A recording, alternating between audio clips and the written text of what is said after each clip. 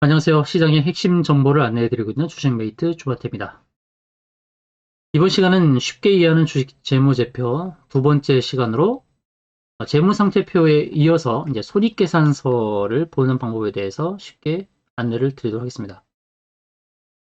앞서 설명드렸던 재무상태표에는 자산과 부채와 자본이 기재가 되어 있고 자산에 있어서는 유동자산과 비유동자산, 그리고 표를 보는 부분에서는 단기부터 장기순으로, 그 다음에 부채도 마찬가지로 단기부터 장기순으로 이렇게 본다라고 안내를 드렸습니다.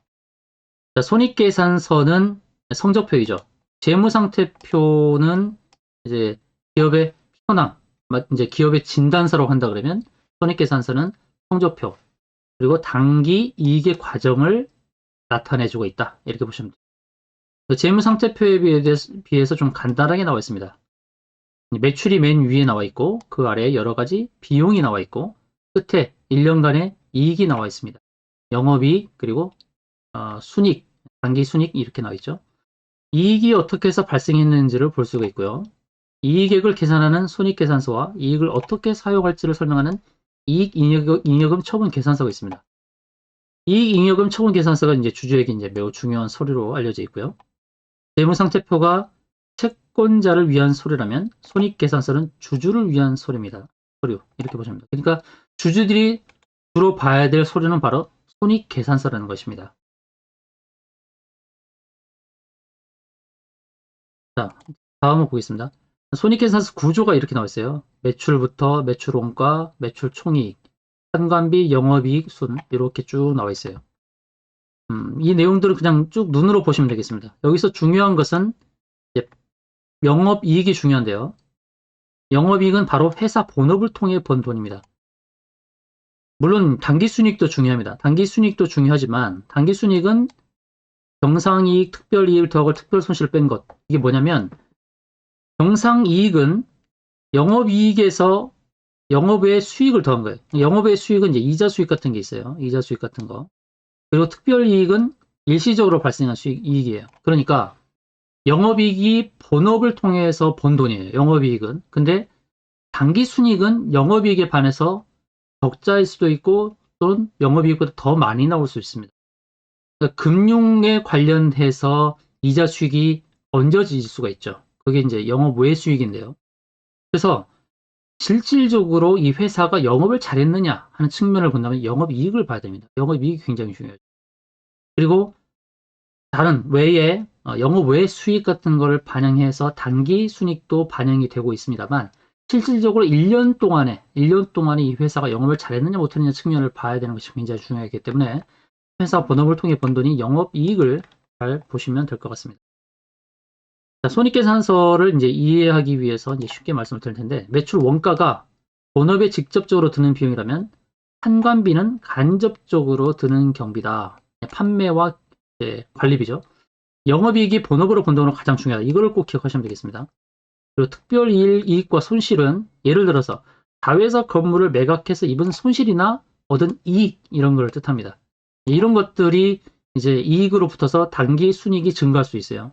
자회사 건물을 매각했다 해서 단기 순이익이 늘어난 거 있죠. 이거는 영업이익과 상관이 없죠.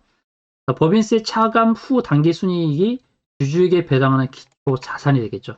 단기 순이익을 가지고 배당을 얼마 할 것이냐라는 것을 본다 이것이죠. 그래서 어떻게 보면은 배당에 대한 기회를 가지려면 영업이익 플러스 경상이익 같은 거, 또 영업의 수익이 이렇게 플러스 돼서 단기순이익이 올라갔을 때 그걸 기초로 해서 배당을 주는 것입니다. 매년 번 돈은 다 이익잉여금으로 들어가고 이익잉여금에 들어간 단기이익이 어떻게 산출되는 걸 쓰는 것이 바로 손익계산서입니다. 근데 이거는 이제 판관비라든지 매출 이런 거는 업종별로 다릅니다. 제조업, 도소매업, 유통업 등등 업종에 따라 각기 특징이 다르죠. 자, 예를 들어서 어떤 제품을 만드는데 볼펜 하나를 만드는 제조업을 뜻한다 그러면 제조는 가공이 들어가죠. 가공이 들어가기 때문에 영업이익률을 따질 때는 좀 낮을 수가 있어요. 제조업에서 영업이익률이 5%만 돼도 굉장히 높다고 얘기합니다. 그럼 거기에 이제 가공이 들어갔기 때문이죠. 유통은 또 다르죠. 유통이 영업이익률이 5%다 그러면 제조업과 같이 계산하면 안 됩니다. 유통은 가공에 들어가는 돈이 없잖아요. 그래서 제조업이 영업이익률이 10%다. 그러면 굉장히 좋은 겁니다. 아주 대단하다. 근데 유통업은 10%다 그러면 별로 이렇게 생각할 수 있습니다. 가공에 들어가는 비용이 없었기 때문에. 그렇기 때문에 각기 특징이 다르다라는 것을 보고 대응을 해야겠죠. 또 서비스업도 다르죠. 서비스업에서 가공이 들어가지 않잖아요. 그렇기 때문에 영업이익률이 제조업과 유통업, 서비스업에 따라서 영업이익률을 똑같은 잣대로 봐서는 안 된다라는 내용을 말씀드립니다. 지난 시간에 이제 HMM을 가지고 나트에서 재무제표를 볼 수 있다고 말씀드렸어요. 자, 연결 재무제표를 다시 보도록 하겠습니다. 연결 재무 상태표는 지난번에 봤고요. 자산과 부채와 자본을 봤고, 자산에서 사용권 자산이 좀 늘었다는 것을 확인할 수 있고요. 사용권 자산이 느는 것은 컨테이너 선박의 리스가 이루어졌다. 컨테이너 선박의 리스가 많아졌다는 뜻은 뭔가 해상 운송에 대해 많아질 것을 기대할 수 있고, 역시나 LG 칼텍스, LG와 이제 해상 운송 장기 계약, 10년의 장기 계약을 맺으면서 6천억, 무려 6천억이 넘는 장기 계약을 했다라는 것을 알 수 있죠. 그래서 이 사용권 자산이 늘었다는 것을 알 수 있습니다. 중요한 것은 이제 손익계산서예요. 손익계산에서 얼마나 매출액이 늘었고 영업이익이 늘었는지 전기에 비교를 할 수 있는 것입니다. 자, 매출액을 보니까 전기에 비해서 좀 늘었다는 것을 알 수 있죠. 44기 3분기까지 누적이 이렇게 나와 있죠. 4조 1000억. 근데 작년도 3분기는 4조 4천억. 그러니까 3천억 정도가 늘었군요. 매출액이. 이렇게 알 수 있고요. 그다음 영업이익을 빨리 보도록 하겠습니다. 자, 이제 영업이익은 이제 매출액이 늘었고, 그 다음에 영업이익이 여기 나왔죠. 영업이익이 4조 1,300억 이렇게 나와 있고, 그 전에 영업이익은 마이너스였습니다. 마이너스였죠. 이 현황을 또 어디서 볼 수 있습니까? HTS에서 빨리 체크할 수 있죠. HTS 한번 보도록 할게요. HTS 보니까 맞네요. 3분기까지 4,138억 영업이익이 늘었다. 그 전년도에는 영업 손실이었죠. 영업 손실인데 영업이익이 대폭 증가됐습니다. 바로 이 부분이 흑자 전환되면서 영업이익이 늘었기 때문에 주가 상승이 일어났다는 것을 알 수 있는 것입니다. 흑자 전환이 금방 됐기 때문에.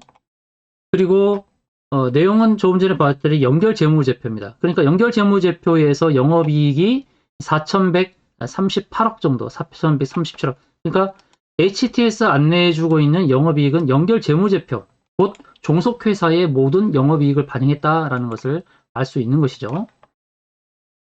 자, 그리고 나서 이제 당기순이익을 보게 되면 당기순이익은 영업 본업으로 본 돈 외에 뭐 경상이익이 영업 외 수익이 플러스된 거죠. 당기순이익을 이제 보게 되면 이렇게 나와 있습니다. 당기순이익이 나와 있죠. 당기순이익은 어때요? 당기순이익은 좀 다르죠. 영업이익과. 당기순이익을 보게 되면 HTS도 마이너스로 나와 있습니다. 당기순이익은 그죠? 이렇게 당기순이익은 마이너스로 나와 있어요. 그러니까 본업으로 했을 때는 많이 벌었는데 그 밖에 이자를 내는 부분이라든지 뭐 리스를 하는 부분이나 이런 것들이 가미가 되다 보니까 당기순이익은 마이너스로 되었다라는 걸 볼 수 있죠. 그럼 여기서 당기순이익의 마이너스만 보고서 이 회사에 문제가 있다 이렇게 볼 수는 없다는 것이에요. 아까 말씀드렸듯이 10년 동안의 장기 계약을 맺으면서 선박을 리스를 해야 되고 또 여러 가지 부채가 있을 수 있다는 부분이. 그래서 실질적으로 중요한 건 영업이익이 중요하다. 당기순이익이 마이너스인 경우는 그 손익계산서의 내부를 들여다보면은 충분히 이해가 된다라는 것입니다. 자, 연결 재무제표가 있고 또 재무제표가 있는데 재무제표는 HMM, 현대상선 자체만의 자산과 또 자본, 부채, 그리고 손익계산서, 매출액, 영업이익이 나오는데요. 여기서 이제 빨리 비교할 수 있는 것은 뭐냐면 매출액과 영업이익을 봤을 때 아까 봤던 100억의 영업이익에 비해서 3,970억 큰 차이가 없습니다. 영업이익이 200억밖에 차이 안 난다는 것은 뭐냐면 그냥 자회사, 종속된 회사에서 발생한 영업이익이 한 200억 정도고 자체 HMM에서 거의 대부분의 매출과 영업이익이 낮다라는 것을 알 수 있을 것입니다. 그러니까 자회사의 영업이익은 별로 기댈 것이 없다는 것이에요. 그러니까 HMM 자체만의 그런 영업이익과 매출로만 이렇게 봐도 무방하다라는 것입니다. 어떤 회사는 자회사의 실적이 굉장히 잘 나와서 영업이익이 잘 나오는 경우도 있습니다. 그것이 이제 포장되는 경우가 있거든요. 그런 걸 잘 봐야 됩니다. 자회사의 단기 이익과 또 영업이익이 잘 나와서 본업으로 번 돈, 본 회사의 영업이익은 마이너스인데도 불구하고 플러스로 된 경우가 있어요. 그런 경우에는 주가 반응이 약할 수가 있습니다. 그래서 실제 자체 회사만의 재무제표를 빨리 보는 것도 중요하고, 또 연결재무제표에서 얼마나 큰 차이가 나는지를 보는 것도 굉장히 중요합니다. 그리고 손익계산서에서 아까 말씀드렸듯이 이제 영업이익이 굉장히 중요한데, 영업이익에서 어떤 부분에서 이제 영업이익이 많이 발생했는지 그 내용들은 주석을 통해서 또 쭉쭉쭉쭉 확인할 수가 있습니다. 중요한 것은 이제 손익계산서가 이제 손익계산서 봤을 때에 본업에서 번 돈이 영업이익이 굉장히 중요하다. 그리고 자회사를 같이 볼 때는 연결재무제표에 있는 주석을 볼 것이고, 또 자체 회사만의 내용을 보려고 그러면 그 재무제표 자체만 보면 되는 것입니다. 자, 오늘의 퀴즈를 드리도록 하겠습니다. 기업이 본업으로 번 돈 중에서 가장 중요한 것은 무엇이다? 1번 정상이익, 2번 특별이익, 3번 영업이익, 4번 당기순이익. 정답을 아시는 분들은 아래 링크에 정답을 기재해서 보내주시면 되겠습니다. 정답을 맞히신 분들에게 또 좋은 종목 정보와 더불어서 선물을 드리도록 하겠습니다. 이상으로 재무제표를 보는 법 손익계산서 두 번째 강의를 마치도록 하겠습니다. 감사합니다.